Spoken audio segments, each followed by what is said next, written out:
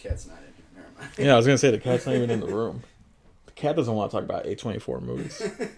What's up, everyone?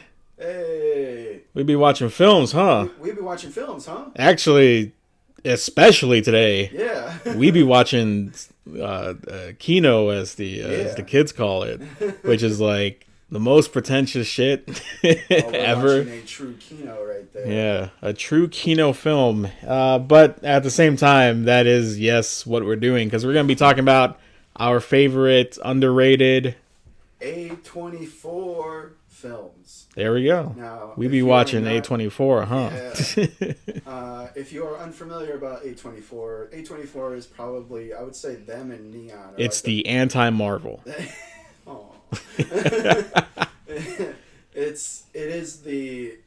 It's like the hot new studio that's within like the last decade. If you want your independent film to be bought by any studio, it's A24. Yeah, and it's also the hotbed for coming of age movies, I'd say, and of this new wave of horror. Yeah. But even though we've been talking about it for the last few episodes, we're not going to talk about horror today. Yeah. These are our top 5 with honorable mentions, but our top 5 just non-horror A24 movies.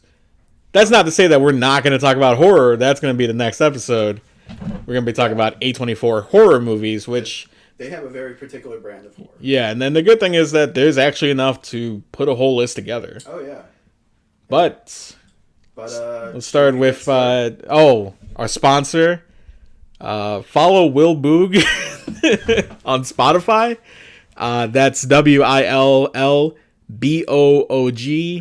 He makes a bunch of playlists, and they're all really good, especially all the ones with rap. I know that they're pretty good because I haven't heard of any of these people, but I like how it sounds. So yeah, follow him. Most recent playlist is called Thanks. Check it out.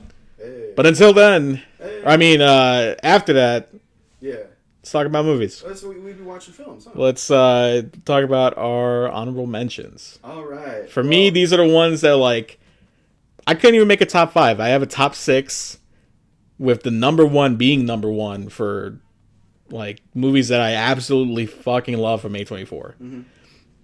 But there are still movies that I would like to mention and that I would like have seen. Mm-hmm. We just don't really have to get into it a bunch. Yeah. So these are what those honorable mentions are going to be. I mean, we haven't seen every A24 movie. There are blind spots, obviously. I haven't seen Amy or American Honey or... There are some that I'll probably never see. Right. Is that Charlie Sheen one where it's like... Oh, that's like their first one. I'm cool with, like, just never watching that. I forgot about that one. Yeah. And then you got stuff like... see, that's the only one that comes to mind where I was like, this is from them? Yeah. Yeah. My list is a little weird because I would say when I was making this list, I was thinking, like, what do I consider the best A24 movie? And... I think what would have been my number 2 or number 1, I feel is not, most of these, every other movie on my list is like underrated. Like people, hey, have you heard of this movie? Whereas my top 1, my one that's like either 2 or 1, it might be 1 because I love it so much. Have you all been keeping up with whatever the fuck he's saying? Okay, it's either 2 or 1, maybe 3. But please, go on. All right. Well, what would have been my number 1 is a very rated movie. It's not really underrated. But instead, it's his number 2. And when we talk about Neon, it's going to be his number 3. Top 3 Neon movies. But tell me, what's your first so honorable mention? We're talking about Moonlight. Okay. Moonlight, I think, is like one of the best, not to, what else is there to say about this movie? I mean, it's been talked about so much that I feel it would be my number 1, but it's not underrated. So I feel like a lot of people know about Moonlight. Yeah. But it's still such a great movie that I gotta mention it. Right. You gotta know it should be seen. Yeah. And man, that's how you know Jeff is the racist one, because that's not in the top 6. Guess what? It's on my honorable mentions as well. Yeah. And I'm someone who, like, loved that fucking movie when I first saw it. I thought it was great. But yeah, you've already heard of it. You've seen the memes with them winning the Oscar. Yeah. just check it out already if you haven't seen it. It's probably like the most famous Oscar moment, and like that made the news. Yeah. Not just entertainment news. That made the national news. Which at the same time, it's like, that's kind of a slow news day. Yeah, exactly. Next up. Okay, so the rest of these are not in any order. Yeah, mine aren't in any order either. The Death of Dick Long. I got that too. Hey. Don't look into it. Yeah. Don't watch the trailer. Just type that title into Vudu or Amazon or whatever you use to watch movies. And if you can somehow not read the description, do that too. Just press play. If you get mad at me, I will Venmo you however much it was to rent it. But it is a very unique comedy that is also a very intriguing mystery movie. It's a comedy of errors. And yet, it goes to places where it's like, if I were to tell you where it went, you wouldn't believe me. Yeah. You would be like, I don't know if I want to watch that. Yeah, I was almost going to put that on my top 6, but I feel like I would be put on like a list if I did or something like that. But let's go on to the next one. Uncut Gems. That's on mine too, man. What? That's on I was thinking about that. It's like, I fucking love Uncut Gems. I think it's the A24 movie I've seen the most. Yeah. But you've already seen it. Yeah. Anybody listening to this there's no one out there who's like, what's that? You know, like everyone knows what Uncut Gems is because it has Adam Sandler giving one of the best performances of his career. Yeah. Debatably his best, but I would say that's Punch Drunk Love. I think a lot of people would say that. But still, man, he's so amazing. Fucking good in this. Yeah. And it's such a cool... Man, let's stop recording and watch Uncut Gems. Alright, let's have a 2-hour heart attack. Basically what I'm saying is, like, you don't have to... You guys don't need me to tell you to watch this movie. And I don't need to sing its praises. Like, it's so fucking great. Just already go watch it.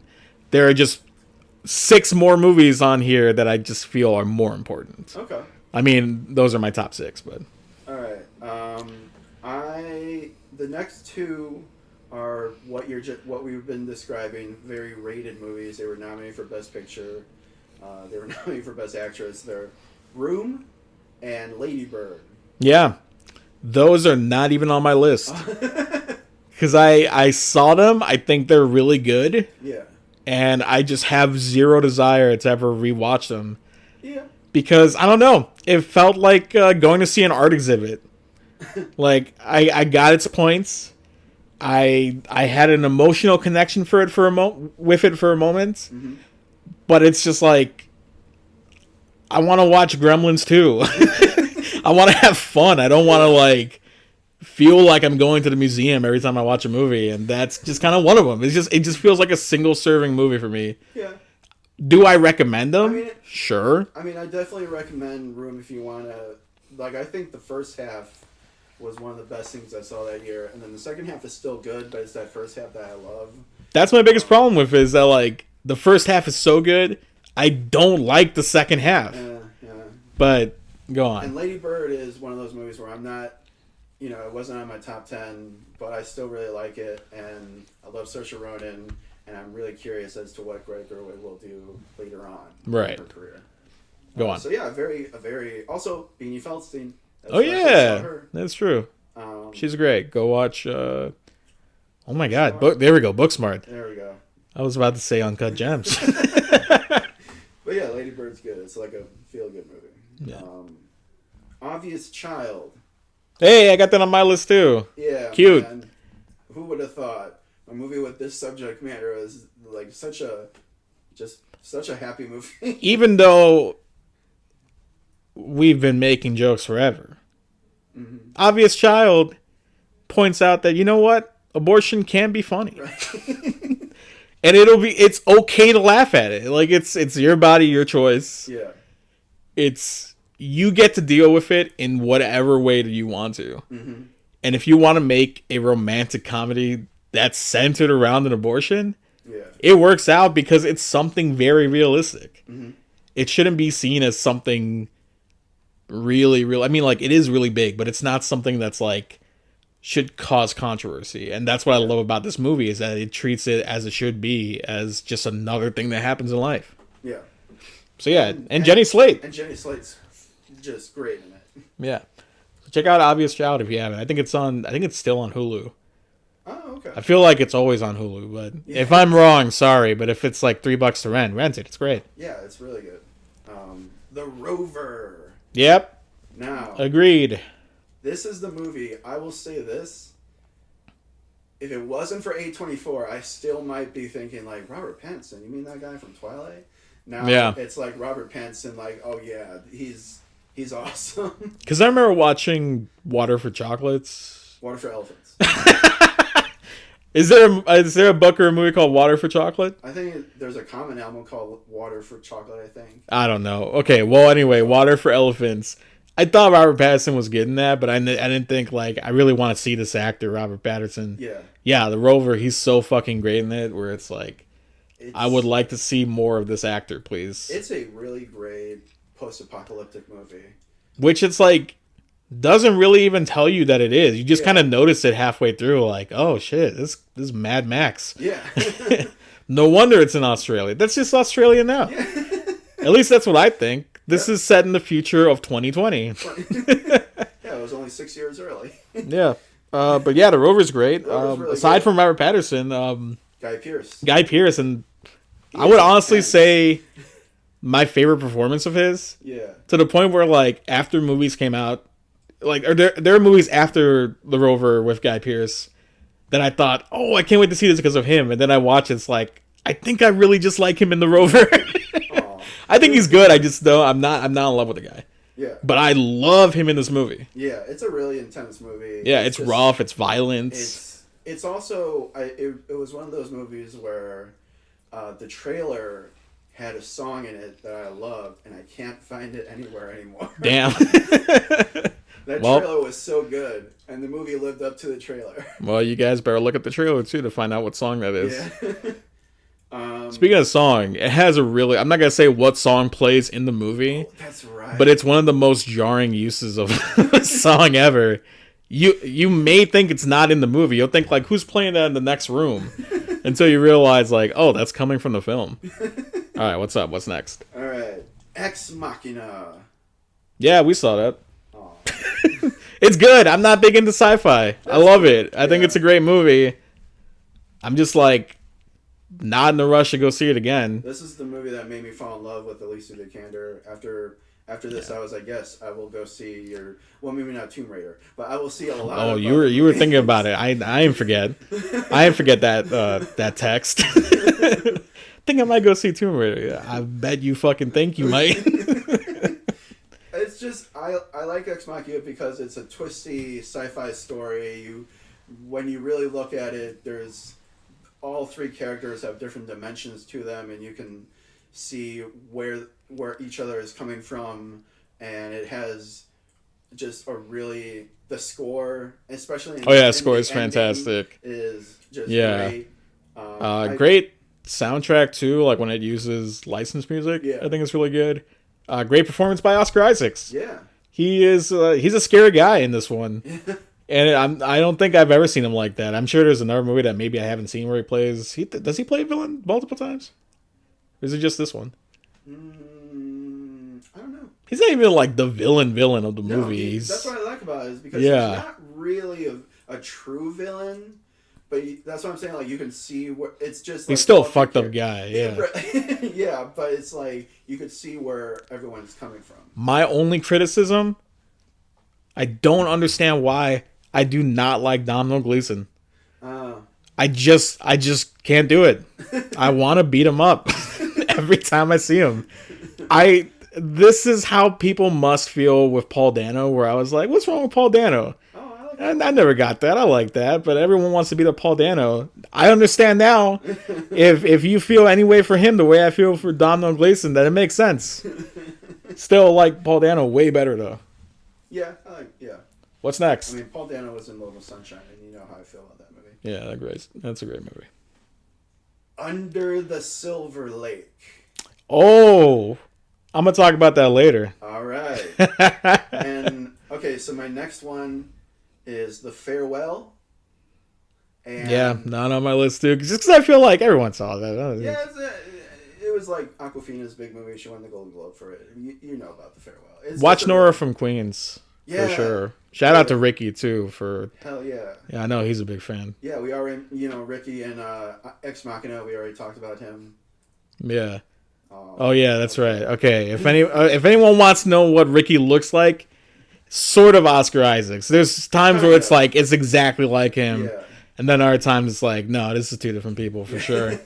And okay, so The Farewell, everyone, it's just a really good dramatic comedy. Anyways, the last one, I can almost guarantee is going to be on your list. Okay. So I will save it. Oh, like on my top list? Yeah, on your top 5 list. Okay. That's all your honorable mentions? Yeah. Okay, in that case, I'm just going to run through the ones that I didn't mention. One of them I know for sure is on your list. Mm-hmm. So I'll wait. All right. And granted, we haven't seen each other's list. We're just that lame that we know each other's taste. Okay, we mentioned The Rover, Duff Dick Long, obviously. Oh, Morris from America. I never saw that. Starring Craig Robinson. Great little movie, really adorable. Drama comedy about guess what? It's another coming of age movie. Yeah. About Craig Robinson and his son moving to Germany, I want to say. Yeah, I think it's Germany. Because Craig Robinson is like a soccer coach? I forget. That's not the point of the movie, though. The point is the kid growing up, being a black kid in Germany with people who don't really understand him, and it's really great. It's really cute. Okay. And I want to say it's also was on Hulu, or it might be on Amazon. Check it out. All right. Is it worth going into a lot? No, but I still think people should watch it. Locke. Starring Tom Hardy. Yeah. Mentioning that just to piss Jeremiah off. Because that was like the one movie where it's like, okay, now I know our film tastes. We can both like a movie that's like considered a Kino film for sure, like Blade Runner 2049. Yeah. But if you tell Jeremiah, let's watch a movie about a guy talking in his car that's set to very aesthetically pleasing nighttime images and music, he's going to be like, fuck right off. Like, that sounds horrific. I really like it because even though it's a drama about something that's like pretty stressful, it's just Tom Hardy dealing with a lot of shit. Yeah. And all while trying to drive to a place that he shouldn't be driving to. And yet it feels very calm and like peaceful and like it's a pretty movie to look at. I dug it. All right. It's the same feeling I get when I like listen to Vaporwave and look at nighttime aesthetics and stuff like that. Although some of you are going to watch and be like, that's not at all how this feels. That guy's stupid. Which, hey, that might be true. 8th grade. Go watch it. I just put my hands up and like, yay, and a cheer. Bo Burnham. See that, but Bo Burnham wrote and directed. First film. Yeah. It's great. Even though it is a little white girl, I feel like it's something that can be appreciated by just about everyone who had an awkward experience growing up. Yeah. Feeling like you can't fit in and stuff like that. Not being sure. Well, how do I interact? Yeah, how because I'm at the borderline of still being a child and like starting to become an adult. Yeah. Great movie, great performance by do you know her name? There we go, Elsie Fisher. I don't know. Go watch it. Bo Burnham did it. It's on my list. Okay. I don't know how Bo Burnham did it, but he made a movie that really does feel like kids. Yeah. Like, it's not like some 40-year-old trying to talk about, trying to be hip with the teenagers. It's like, right. No, these are really interesting, like, actual people. Yeah. And her relationship with her dad, and it's just a really nice movie. Well, you gave your segment on that already. So yeah, I'm kidding. My number 5 is... Wait, hold on. Let's do a break for the ad reads that aren't going to be there. Oh yeah. And then we'll be right back with our actual top 6. Cool. And my number 1, we got Avengers Endgame. The greatest A24 film ever made. Yeah. What do you got, Jeff? Well, I already said number 5 is and these are ranked, right? Mine are ranked. Yeah. Mine. The only one that's ranked for me is the one that's number 1. Okay. But everything else, I just love equally, and it's 6 through 2. Oh, wait a minute. Everything before number 1, I love. Go ahead. So yeah, my number 5 is 8th Grade. Do you want me to go on to my number 4? Sure thing.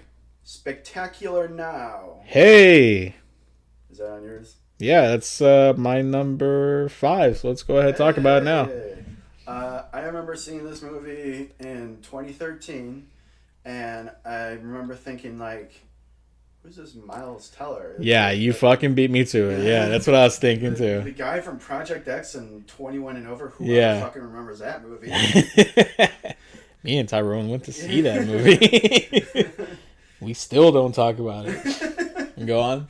And I was just like, yeah, the kid from the Party movies, like, all right, we'll see if he's doing it in a drama. And he's like, this and Whiplash are like, they did for Miles Teller what A24 movies did for Robert Pattinson. Yeah, Miles Teller had that moment where it's like, white people are back. We're here to steal the screen. Yeah, no, he's cool though. Yeah. I do like him. I think he's great. I think this is, and this might not be a good thing, but I think this is one of the most relatable movies I've ever seen. In the sense of like, well, when we watched it, we were kind of his age in the movie. Yeah. Which was, God, when did this movie fucking come out? 2013. Oh my God. Yeah. Wow. So anyway, when we watched it, we were closer to the character's age. Mm. And at that point, I felt like, man, am I stuck too? Like, what did I fuck up my life? But in a way that's like, it's hopeful and it's like, it's really nicely made, and it's not. It is a gut punch of a movie at times, but it's never to the point where it's like, I don't know, like a cancer movie or something. Like, it's not like it's not sappy at all. It's powerful, but it's not like I'm gonna go kill myself. Yeah, it's not sappy at all, and it's not overwhelmingly emotional that you can't just kind of watch it. Yeah. You know, there are movies that are too emotional that's like, I can't just put this on and watch it every now and then. But like Spectacular Now is like just such a good message. Yeah. Overall, and I do like showing it to people. It's one of those teenage romances that I can't quite think. I don't know. I am not an expert on the subject, but I cannot think of another one that I like more than this one. Yeah. And by the way, if you look at the cast for this movie, it's got everybody. Everybody is in this fucking movie. Shailene Woodley. Brie Larson. Friday Night Lights guy. Who plays the dad. Oh, Kyle Chandler, that's right. Kyle Chandler's in Jennifer it. Jason Leigh, Bob Odenkirk, Andre Royo. Bob Odenkirk is in this fucking movie? Who is he? He's the guy that, he's Miles Teller's boss at his job. What? Yeah. I totally forgot about that. Yeah. Caitlin Deaver's in it. Damn. Did you know Bob Odenkirk is Better Call Saul? Yeah, he's great. Wow, okay, cool. Yeah, go check it out if you somehow missed out on this one, which... Yeah. I didn't really hear a lot of people talk about it when this came out, so... I remember thinking, like, yeah, why aren't more people talking about this movie? I feel like this is also the first time where I noticed, like, oh, there's that studio A24. Yeah. Yeah, but what's your next one? Yeah. It's called Never Going Back. Oh, wow. That's an A24 movie? Yeah. I don't even remember seeing it on the list. No, it is. Are you sure you're not thinking of Never Back Down? What's not? Oh, the MMA movie. All right, Never Going Back. Go ahead, talk about it because it's not here. Damn, I love this movie. It's mostly for me not ranked because I would have put it in honorable mentions. I genuinely did not see it on that list. No, yeah, it's an A24. I believe you. I fully believe you. I'm just saying my eyes just for whatever reason, whoop, just jumped right over it. But go on. It is like, I mean, if you know me, you probably know I love Booksmart so much. Maybe a little too much. It's one of my favorite comedies, like, in general. Yeah. And this movie is kind of like a Rooter Booksmart, where it's like, it's these two actresses who have great chemistry together, and they're fun to be around, and it's a part. This here's the thing. This movie is a kind of a not a tough sell, but it's like, how are they going to make that work? It's half a slice of life coming of age indie movie and half gross out stoner comedy. And both parts are effective. Yeah, and it gets gross at points. Yeah, and yet it is really, really funny. Yeah. One of the funniest, like, stoner jokes I've seen in a while. I'm not going to say what happens, but there's a scene where they're, like, talking to or someone's talking to them or something like that, and they're looking at a background, and that's just that. What happens with that is so fucking funny. But also, pretty heartfelt. Yeah. I dig it. Yeah. I'm glad it's on your list. I feel bad for not mentioning it on somewhere. It was one of those movies where you watch the trailer and I was like, okay, this could be good. I don't know. And then I watched it. I was like, I remember thinking this looked fucking terrible from the trailer. But I felt that way about Booksmart too. Yeah. Which this is like Booksmart if it had the budget of like the Florida Project. Yeah. It's very, very low budget. But in a way that's charming. It really feels like a slice of life. Yeah. It's just a fun movie. I just have a blast every time I watch this movie. So you heard it there. Never back down. Never going back. Never going back. Better than Moonlight. I did not say that. No, I know. I'm kidding. All right. What's your next one? Good Time. That was on... See, I skipped over it because that was on my honorable mentions. Oh. For the same reason that Uncut Gems is. In the sense that, like, I love Good Time. I've seen it a bunch. I wanted everyone to see it. I remember when me, you, and Jeremiah went to go see it, like, maybe the first week it came out. Yeah. And halfway through, I was like, they're going to be so mad that I took them to see this movie. And then, like, the moment it ended, we were all like, that was so fucking good. Yeah. And it is so fucking good, but once again, you've probably already seen it. Yeah. And if you haven't seen it, you should have already. This is such a good movie. Well, that's the thing. When Uncut Gems came out, I had to keep telling like my family or like other people, like, no, if you like Uncut Gems, see Good Time. For me, it's like, I know you love Uncut Gems, but for me, Uncut Gems is like a really, really good meal. And then Good Time is like, a chef's kiss. Like, this is just such a fantastic I get movie. what you're saying, yeah. Nah, that movie rocks. Yeah. And Robert Pattinson, also, you know, another good one. Greatest side character with, oh my god, I'm forgetting his name, but the guy who wakes up from, like, the injury. Yeah. If you haven't seen it, I'm not going to spoil it, because even his reveal is great. Yeah. But he's so fantastic, and he's so funny. And then you realize, like, oh, that's just who that guy is. Yeah. In fact, everybody in Good... Much like with Uncut Gems, where he's going through Jewelers Row, or not Jewelers Row, whatever, it's, the Diamond District in New York. Mm-hmm. And I might be saying that wrong. I don't care. Fuck New York. When he's going through that, and you feel like everybody here just works here. Yeah. Same for same for Good Time. Everybody in Good Time just feels like they're filming life. Yeah. Except for what's her name, who plays the girlfriend, sort of girlfriend for Robert Pattinson. Oh my god, from Hateful Eight. Oh, Jennifer Jason Leigh. There we go. Who's also in Spectacular Now. Man, I know some of y'all are thinking like, these guys are stupid. They're not. How am I supposed to remember every name in the universe? Oh yeah, she's in Spectacular Now. Yeah. She's the mom. Yep. Yeah, Good Time. That's exactly what it is, while still not being a good time, because it is rough to watch, but it's still like so energetic and crazy. Great all-in-one night movies. Yeah, I always love that subgenre. Also, every single time I watch it, ending credits bring just a single tear to my eye. They're so beautiful. Those credits. Man. Watch it all the way through. Yeah, okay. That's one of those movies that you could watch entirely through, like because you're not going to skip the credits either. No. Definitely. All right, next up. Number one. I want you to guess. Didn't we talk about like 3 movies? Well, okay, so it's 8th Grade at number 5. Okay. Spectacular Now at number 4. Number 3, Never Going Back. Number 2, Good Time. Okay. Wow, yeah, that was quick. Moonlight would be like my number 1, but we already said that. I get what you mean. All right. Do you know what my number 1 is? Yes, I do.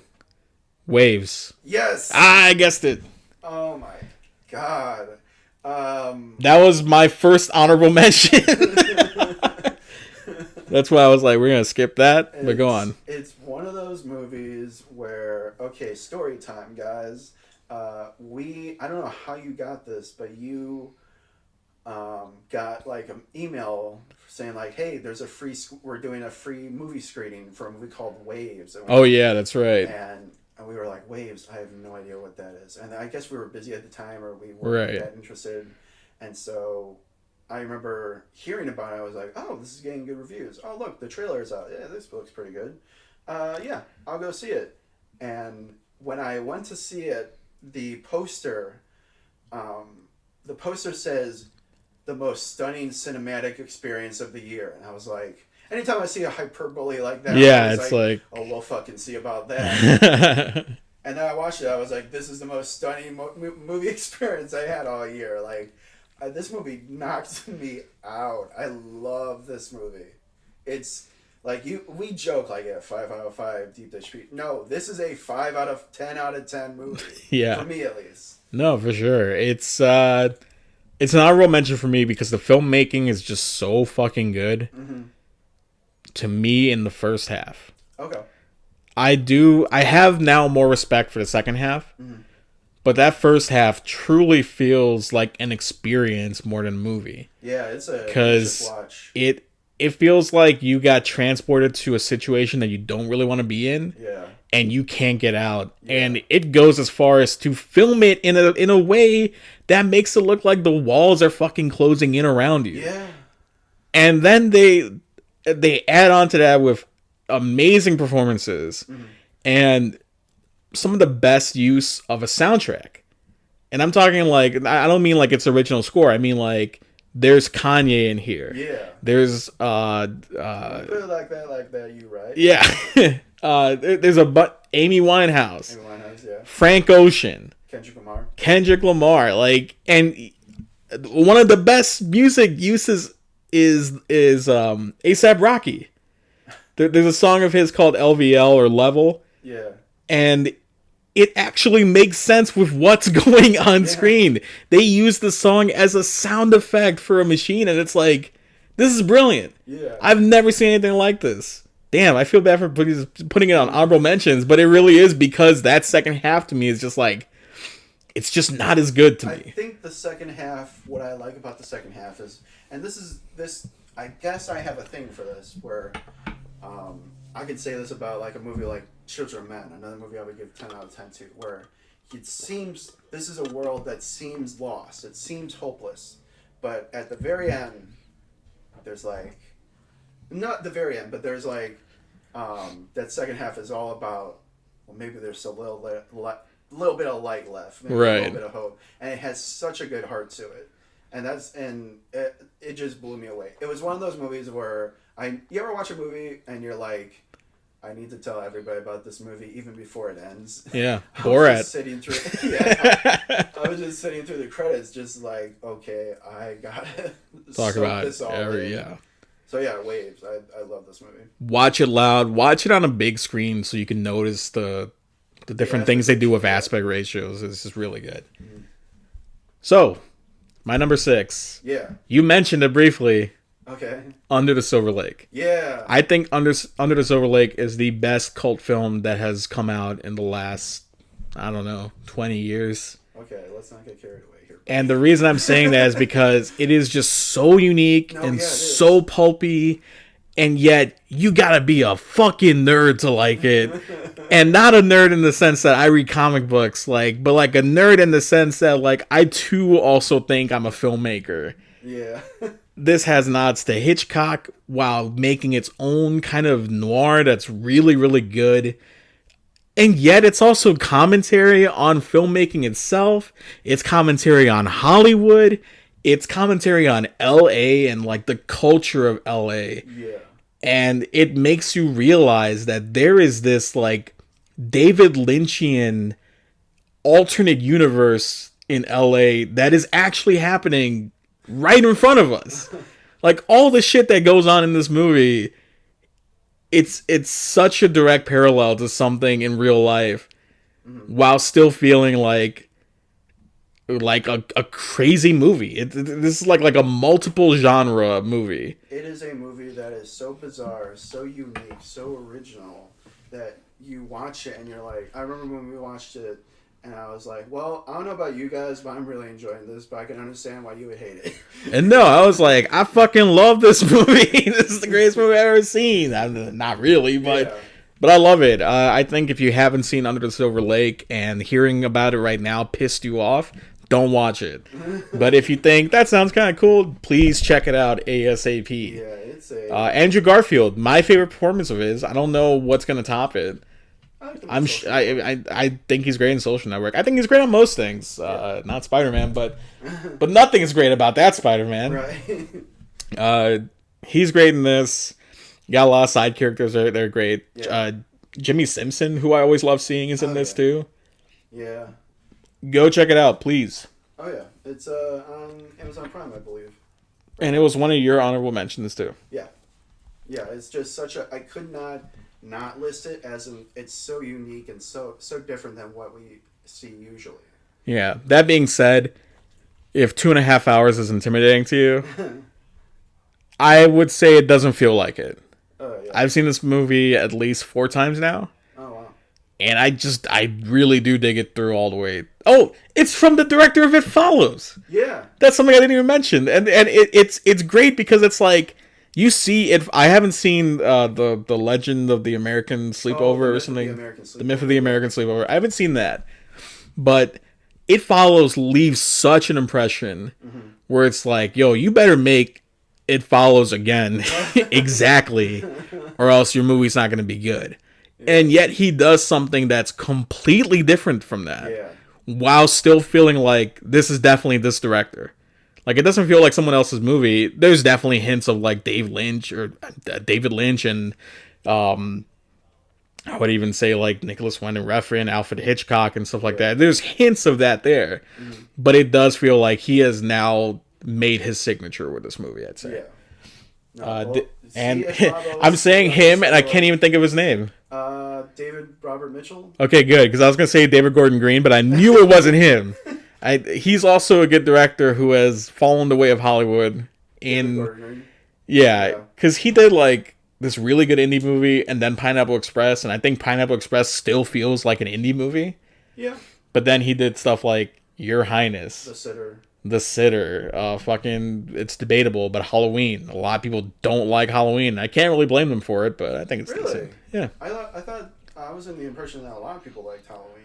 No, I know a lot of people who love the original Halloween who think that the newest one is just stupid, which I can kind of understand even if I disagree. Yeah, I'm not in love with it either. But he's a good director too. Let's move on. All right. Spectacular Now we talked about. That's my number 5. Swiss Army Man, which I knew wasn't going to be anywhere. Again, another movie that is so unique, so bizarre but I don't know, it just didn't resonate with you. It just didn't connect with me. I'm sorry. Also with Mary Elizabeth Winstead. Whereas when I saw it, I thought this is like one of the most beautiful movies I've ever seen in the way that it tells its story and in the way that it creates this friendship that like shouldn't exist. In the way that it's also like a love story about loving yourself veiled within 2 characters. Yeah. And then it takes these twists and turns. It takes directions where I did not expect it to go. To the point where it ends up being like, wait, how much of this that we saw did we actually see? Yeah. It's a beautifully directed movie, beautifully filmed, fantastically scored. Both your boy Paul Dano, who I also like, is great in it, and Daniel Radcliffe. Daniel Radcliffe, this is my favorite performance of his. Yeah, he's really good in it. He's so fucking good in this. And yet, if someone were to say this is a movie about farts, they wouldn't be wrong. It really is. That plays a central part into it, and yet somehow it works for me. It's one of those movies where I don't think I love it as much as everyone else. I don't even know if I like it, but it left an impression in the sense that, I don't know if this connected with me, but it is unlike a lot of stuff I've seen, so I give it that respect. It is also like a very clear modern example of like an indie art film. Yeah. You know, back in the day, it would have been, I don't know, old people listening to this comment what the 90s equivalent of this and the 80s equivalent. This is the eating Raoul of the time, of our time. So yeah, that's my number 4. But ranking doesn't really matter. Right. Number 3, First Reformed. Oh man. That movie, I almost debated putting that in horror. Yeah. Because it is eco-horror. Yeah. It is an existential tragedy about shit that we cannot fix. Yeah. About climate change. And yet, if you watch a trailer for it, you would have zero idea that that's going to be any part of it. Yeah. To the point where, like, it's not really a spoiler. This is Paul Schrader saying, I'm fucking mad. And I'm mad that I feel like I can't do anything about this. Uh-huh. So, all I can do is show people how fucking angry I am. Right. And I love it for that. Yeah. A lot of people will compare it to Taxi Driver.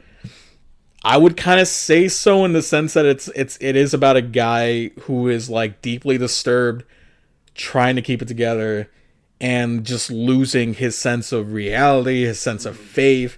Ethan Hawke, fantastic in this. Yeah. No, it was one of my favorite performances of his. This is, man, y'all want some Kino shit? Tell people you saw First Reformed and really dug it. Also, Paul Schrader making an A24 film. Yeah. That in itself, like, I just watched Hardcore recently. Oh, yeah. There's no fucking reason for that guy to do an A24 film. And yet he does, and it feels like both an A24 film and a Paul Schrader film. Yeah. Mostly because I guess they have a contract that says you need to film in whatever box aspect ratio that it's in. I'm kidding. I don't think this exists, but there's so many A20, like the fucking Lighthouse. The Lighthouse? Yeah, where a lot of times it works, sometimes it doesn't. It really, really works for this movie. This movie is about a priest who is just having an existential nightmare when one of his, I don't know, not patrons. There's a member of his church passes away in a really bad way. Yeah. And he discovers some shit about him that also makes him discover some shit about himself and makes you just mad at capitalism and companies that are fucking the world over. And it's just so great. Yeah. And it has a horror movie soundtrack. This is like it's a I'm gonna fuck it up. It's either Swedish or Norwegian group called Lust Mord. Okay. And they created this horror atmospheric soundtrack that's droning. I listen to this while playing The Last of Us sometimes, and it works so well because it's so tense and like pretty scary. If they're ever gonna make a new Silent Hill movie or a new Silent Hill game and they can't get Akira Yamaoka, I think they should get these guys, because fucking great soundtrack. Just go listen to it without even watching the movie if you want to, but go watch the movie. You're making me want to watch the movie again, because I remember when we saw it in theaters, I kind of was like, hey man, I don't really get it. But, you know, I really like Ethan Hawke, and I get the message of the movie, and the message is kind of like, guys, what the fuck are we doing? Yeah. But yeah, go check it out. I highly recommend it. Yeah. So, talked about that. I'm glad we talked about Waves, because Waves is directed by Trey Edward Schultz. And you know what else he directed? Krisha? He directed Krisha. Yeah. That's one of Netflix. My favorite movies, one of my favorite A24 movies for fucking sure. This is one of those movies where if anyone's like, man, I sure love dramas, I'm like, oh my fucking God, have you seen Krisha? Because I don't think you love dramas until you watch this movie. Because this is a better one. I'm like, nah, it's definitely not horror, but I feel anxious as fuck watching it. Okay. This is, Thanksgiving's coming up. Watch it on that day or around. Because it'll really put you in the mood for it. In the sense that you're also watching another family just go into crisis and bring out all their dark secrets and how much they hate each other. The movie is about Krisha Krisha Fairchild playing the titled Krisha. Oh. And her son in the movie is played by Trey Edward Schultz. Oh. But it's about her. You don't fully understand what's going on with her, what she did in her past. But for some reason, her family has not invited her to a lot of things recently. Like, they have totally outcasted her. Mm. But then they decide, let's invite her to Thanksgiving. Oh. And if you think that Murphy's Law exists and the worst things that can happen, everything that can go wrong will go wrong, they absolutely will in this movie.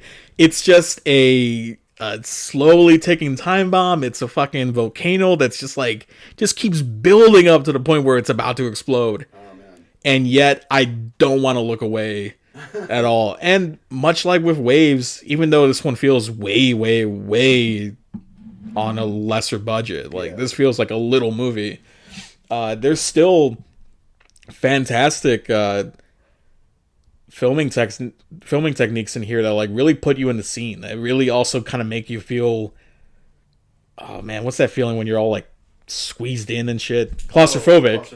It makes you feel claustrophobic because it's all set in this one house for Thanksgiving, and it just kind of feels like it just keeps shrinking over time. Yeah. And it keeps shrinking as things just keep getting worse and worse, and you're maybe thinking well, that sounds like torture. Why would I watch that? Because Krisha Fairchild is one of the greatest actresses I've ever fucking seen. That's why you should go watch that shit. Damn. And she just recently started acting. She's 800 years old. And she just now decided to start acting. And then this is her first role. Oh my God. And it's so fucking good where it's why hasn't she been in everything? Wow. Go watch Krisha right now. It's on Netflix. Go buy the Blu-ray. I'm gonna be mad. I'm gonna kill you.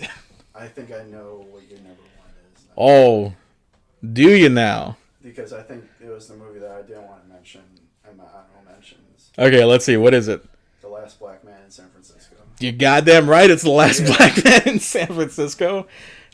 Man, what can I say about this movie? Right. It is art.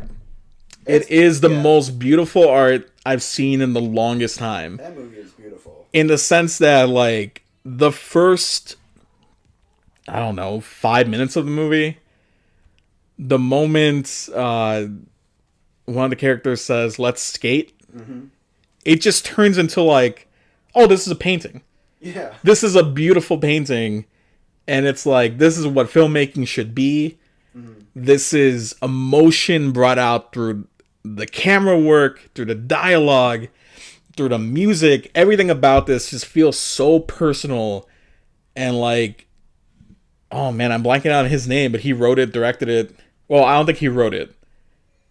Or no, I don't think he directed it. Jimmy Fails. Yeah, Jimmy Fails, who is pretty much the lead in the movie. Yeah, he plays. Yeah, Jimmy Fails. Hold on, let me look it up. Joe Talbert directed and wrote it, and Jimmy Fails plays, Jimmy Fails in the movie. He didn't write it too? I could have sworn he wrote it. No. No fucking way. No, yeah, he has a story by credit. There we go, okay. Anyway, because of that, you could just feel all the heart in it. It is emotionally beautiful. It is visually beautiful. It is musically beautiful. Let me tell you something. That cover they do of "If You're Going to San Francisco," where flowers in your hair. I have a playlist on Spotify of it's called Beautiful, and it's 10 songs I think are just the most sonically amazing, beautiful sounds, and that's on there because I think it's just look up the trailer. If you don't get hit by the trailer and it's man, I gotta see this, because I'll be honest. Another movie that when I first saw it, I was I don't know really what he's talking about. But the second time I saw it, I was yeah, Jeff saw it, he's I'm white and I don't get it. And I was it wasn't on my top 10, but it was definitely one of my honorable mentions. It is definitely a black film, in the sense that it is a black story. Yet, if you've ever just kind of felt displaced and you don't really know what your identity is, you don't know what you have to live up to, Do I have to live up to what my family built? Do I have to live up to my community? Stuff like that. It tackles all that while telling the story of Jimmy Fails, which I'm assuming this is based somewhat around his life. Mm-hmm. And if it's not, it sure fucking feels that way. Jimmy Fails is great, but I was about to say Jonathan Majors. From Lovecraft Country is so great in this. Yeah. And I think partially because of that, or I think partially the reason for that is right before he was in this, the last thing I saw him in was in White Boy Rick. Oh. Where he plays this, like, scary, intimidating mobster. Oh, wow. Like, I like that movie. He's dangerous. He beats the shit out of Danny Brown. Oh, yeah. And it's like, this is a scary guy. And then you have him as the most gentle, soft soul. He's the sweetest guy in this movie. Yeah. This movie is, and this might turn people off from it, this is a live-action Black Charlie Brown. Jimmy Fails is Charlie Brown, and Jonathan Majors is Linus. And there's jazz music. Yeah. It feels like it's I don't know. This is one of the most beautiful movies I've ever seen. Not only is this my favorite A24 movie, but this is just one of my favorite movies ever. Wow. I just really want people to go out and watch this. It is a I'm trying to think of like any words that we haven't said besides beautiful. A triumph. Succulent. Delicious. Also has, Rob Morgan in it, who who's has to be in like 20% of all movies. Yeah. I'll always think of him from Brawl in Cell Block 99. He's in that? Yeah. Man, he plays. My memory has got to play catch up, man. I'm not remembering this. I was watching that one time with my cousin Fernanda, and at the very end where Rob Majors comes in, Tyrone came in to watch it. Rob what? Rob Morgan. Rob Morgan comes in. Tyrone came to my house and started watching it from that point. And to him, it was really funny when it was something horrifying.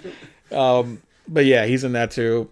Hey, that might be an episode for another time, talking about, what's his name? Eskret Zoller. Yeah, but until, we like his movies, but I promise we're not white nationalists or anything like that, or red pilled. But yeah, man, go check out Last Black Man in San Francisco the moment you're done listening to this. If you listen to this, if you haven't seen it, fucking watch it on a big screen. Watch it loud. With a good stereo. Because it really is beautiful. Like, it is. They do stuff with slow motion that it just looks like you're looking at amazing photography in a museum. I keep throwing out that kind of metaphor for it, but it does feel like we be watching films, huh? These are moving pictures. These are moving images. And every single one of them is beautiful. It is one of those movies where you watch it and you're just like, this movie has a lot of heart. Yeah. Like, I really like. There's a message in there that I don't want to spoil it, but there's like that crucial scene near the end is just like, oh man, it got me in the feels. Yeah, and it's also a really good movie about like recognizing when a city feels like your home. I feel like if you live in Chicago, you probably feel that too. Depending. I know a lot of people hate Chicago, and I don't even blame you for hating it. But I like that the movie itself kind of goes into like the feeling of both hating your city and loving your city. Yeah. You don't get to hate it if you don't love it. Exactly. So I feel about Logan Square. I hate it so much for what you people did to it. And by you people, I mean white people adding your bars and your microbreweries and your kombucha. This. I don't even know what kombucha is. But at the same time, it's still pretty cool. It's still home. Got the Logan Theater. Yeah, at least we don't got like Nazis here or anything like that. Yeah, exactly. I can't imagine anyone voting for Trump in Logan Square. You know, I'm not saying y'all should have voted for Biden, but it's definitely the lesser of two evils. Yeah. Anyway, before we get into depressing politics again, we be watching films, huh? Now go check these out, and now you can tell people like, oh yes, I like films as well. A24. I watch more than just Marvel and any movie that you're just like, how can I shame the mainstream? What's the most mainstream thing that can I can shame, and B will piss Jeff off? It's like It wasn't mainstream though. That's the thing. It wasn't mainstream until Disney decided you will see everything. Yeah. And it will just become a part of your daily life. It's fine. Marvel's fine. You can have fun with it. I'm glad people have fun with it. I really am. But we've discussed that. But if your favorite movie is Thor 3, you're not gonna be like, man, I fucking love Swiss Army Man. Right. But hey, maybe you should. I mean, you kind of just described me. But yeah, I mean, that's you. Thor 3, not my favorite movie, but it's still a really good movie. I don't know. You're making me want to rewatch these movies. That's the thing about A24 is that you're gonna have a reaction to it. Now, it may be, ooh, I didn't like that, or ooh, that's really different, and I like that, or, you know, like I've said tonight, maybe I got to see that multiple times because there's just so much to take in the first time. Yeah. Well, stay tuned while we talk about A24 horror movies. Yeah. And if this gets enough likes, Jeff will watch Possessor. Yeah. And by enough, I mean 5. Uncut.